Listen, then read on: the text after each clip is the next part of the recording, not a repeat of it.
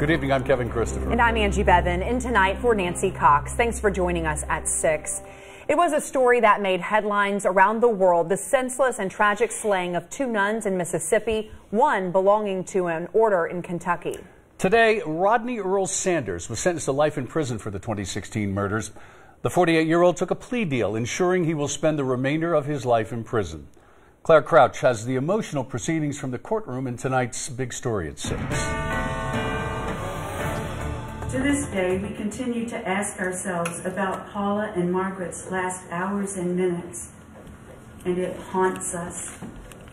How, and especially why? Amazing restraint and admirable compassion from the friends, family, and sisters of Margaret Held and Paula Merrill. That's who they were, kind, loving, willing to serve and share whatever they had. Sister Held of Milwaukee and Sister Merrill of the Sisters of Charity of Nazareth in Bardstown were found stabbed to death in their home in Durant, Mississippi in August of 2016. The two served that community as nurse practitioners. Their deaths senseless and confusing to all who knew them and even those who didn't. They had so much more love to give to the people they worked with and their families, friends, and community. And although the pain is still raw, I hate what you did. I do not hate you. Their loved ones say the sentencing was a relief, an answer to their prayers that they will not have to endure a trial or see Sanders put to death. Mr. Sanders, we will never forget what you did to them and the suffering that has caused so many. But because we believe in Christ and his gospel, we forgive you. Covering the news, Claire Crouch, LEX 18 News. Sanders was sentenced to 2 life sentences as well as 30 additional years for burglary and larceny. All the sentences were ordered to be served consecutively. He will have no chance at parole. On the 4th anniversary of a Lexington Marine's murder, tension running high in court today. The defense for the men accused of killing Jonathan Price asked the judge for not only a mistrial, but also a directed verdict, which could have set the men free. Carolina Buchek is at the courthouse with today's developments. As soon as the prosecutors closed their case, the defense asked the judge for a mistrial. They say prosecutors broke the rules and showed the jury prejudicial evidence. Now, if the judge did grant that, 6 days worth of testimony, tears, and frustration, it would all be tossed aside. But the judge made it clear this trial has been a long time in the making. So today, on Jonathan Price's 4th death anniversary, she declared this trial must go on. We met up that night. It was my first time spending any type of time with him. After having no other choices but to call their own witnesses, Quincinio Canada and DION Malazum's defense team started off with an alibi. They say Malazum was with this woman at a strip club the night of the murder. We stayed a little bit, probably a little bit after 2. I remember them calling last call for the drinks because he did offer to buy another drink for me. To further explain Malazum's alibi, they had another woman testify that she saw him there that night as well. We did. We gave each other a hug and we talked for a short minute, and I went up back to where I was at in line. When asked whether they would have any reason to lie for Malazum, one of the women said no. She said it was a bad decision to go out with him knowing he was married, and that's why they never spent any more time together. At that point, kind of like his situation with his wife and kind of like a bad decision to go off and with him. So I knew I wasn't going to hear from him after that.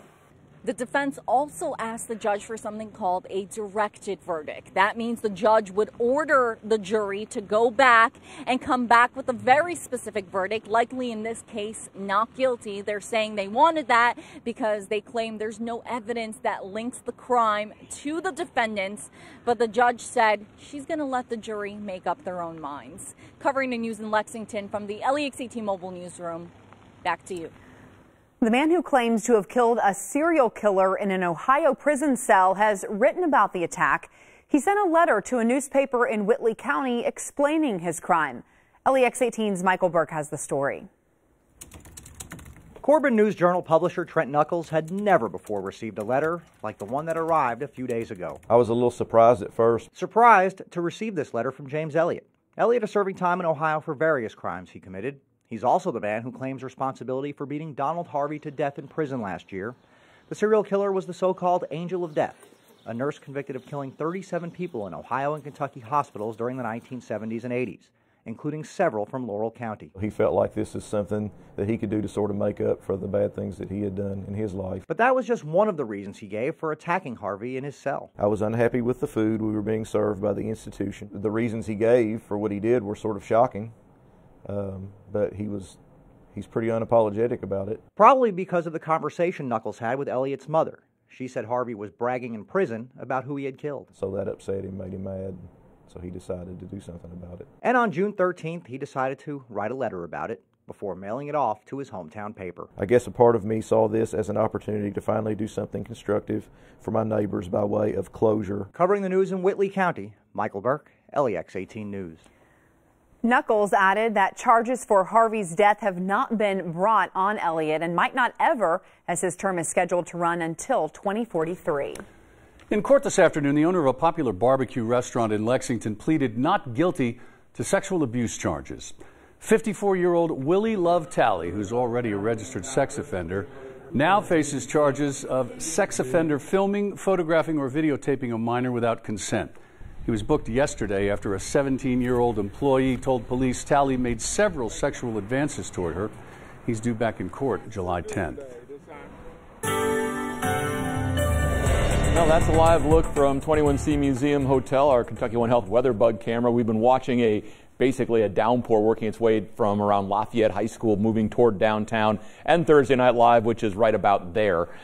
So rain delay coming up for those folks as that heavy thunder shower moves through. Shouldn't last long because you're actually seeing some brightening to the sky back there to the southwest. But here it is, and we can show you exactly where that storm is. Let's come in close here. You see right over downtown, heaviest of the rain now going out, say, Versailles Road toward New Circle. Now going up on the northwest side, going off Frankfort Pike, and then also around Leestown. A little bit lighter as you head down, say, Harrodsburg Road. You get out toward Nicholasville Road. Not much rain at all once you're out toward Manowar. More rain also going across the east side of Lexington.